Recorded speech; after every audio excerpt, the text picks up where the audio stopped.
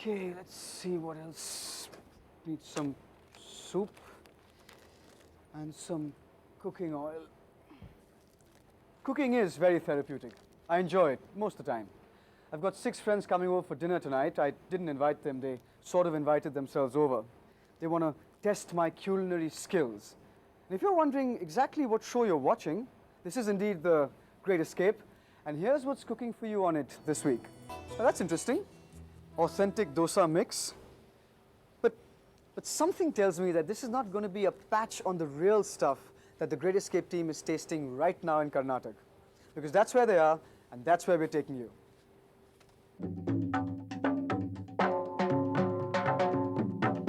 Welcome to Coffee Country. It's a picturesque highland nestled in the western Ghats of Karnataka. Coorg, or Kodagu as it's called, is one of the smallest districts in India and one of the least visited. The British called it the Scotland of India. They brought prosperity to Coorg in the form of coffee plantations.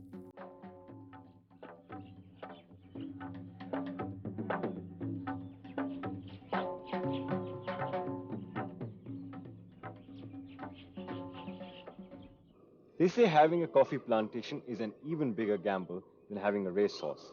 You're dependent on one rainfall every year.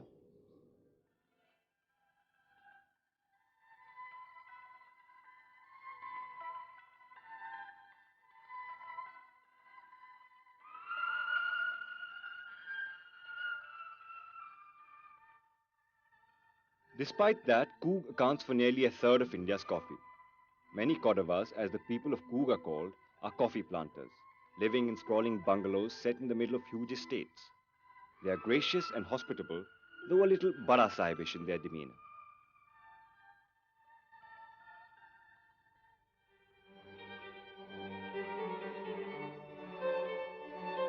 But there's more to Coorg than coffee estates. Coorg was once known for its turbulent history, for never-ending battles and clashes for power.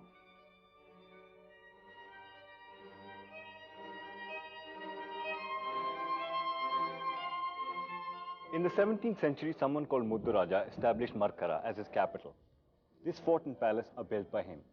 100 years later, Veera Raja made a deal with the British. In return for protection against Tipu Sultan, he virtually gave away his autonomy to the British.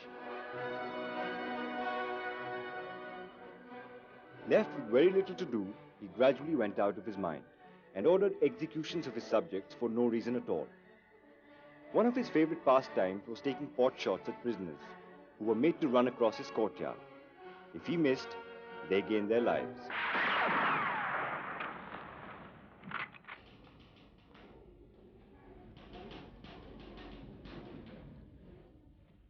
Today, no gunshots reverberate through the palace. Instead, you can hear the typewriter. It's been converted into a municipal office. This ancient English church within the fort was recently converted into a museum and has artifacts dating back several centuries.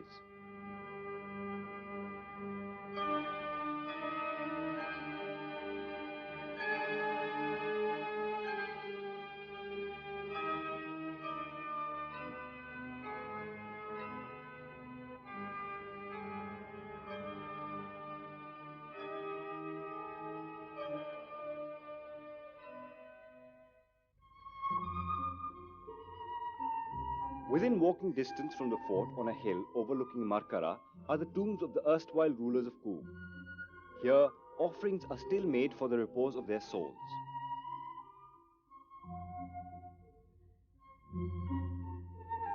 The most curious thing about the Kodavas is that no one knows for certain where they came from.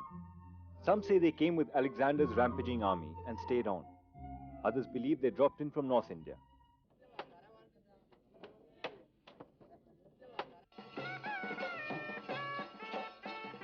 The only thing we know for certain is that they have a strong martial tradition, and nowhere is that more apparent than in their weddings.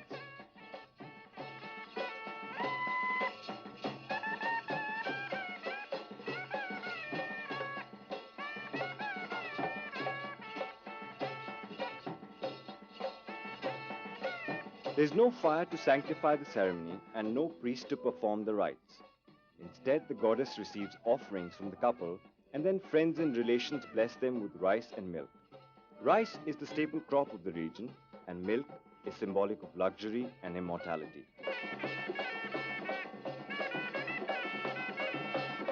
After garlands are exchanged, an oral contract is recited by the elders on both sides, and the union is sealed, as it were.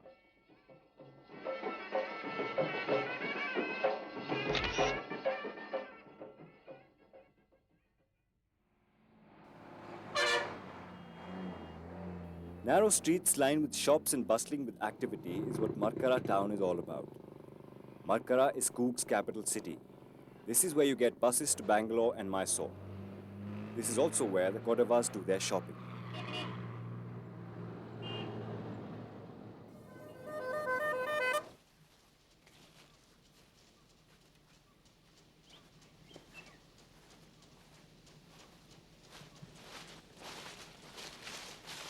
There is little to do in Markara except taking long walks in the countryside or trekking through the hills.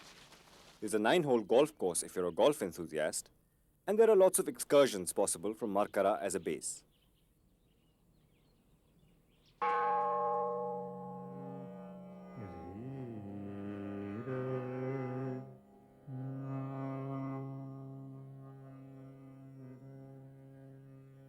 It's here at Talakaveri, 1.5 hours away from Markara, that the river Kaveri is born. The surprising thing is that Talakaveri is invisible for many months of the year. Then suddenly, on a day in October, water resurges in this tank, symbolizing the goddess's arrival. This is the most auspicious time to visit the temple.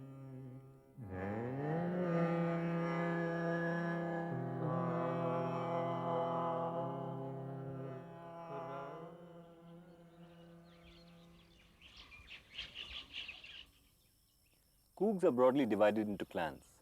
Each clan has an ancestral home. The interesting thing about these ancestral homes is that every member of the clan is entitled to a room in the house. So even if you were to lose all your wealth, you'd still have a place to live in. The house and the estate are considered sacred and always face the east. There is also a prayer room in every house where a fire is lit and offerings made to the family's ancestors.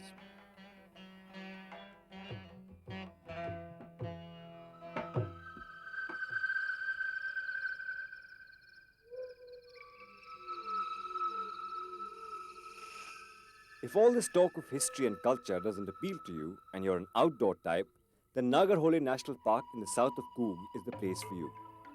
Here, a dry deciduous forest supports any number of plants and animal species. Unlike most national parks, it's relatively easy to spot elephants in Nagarhole.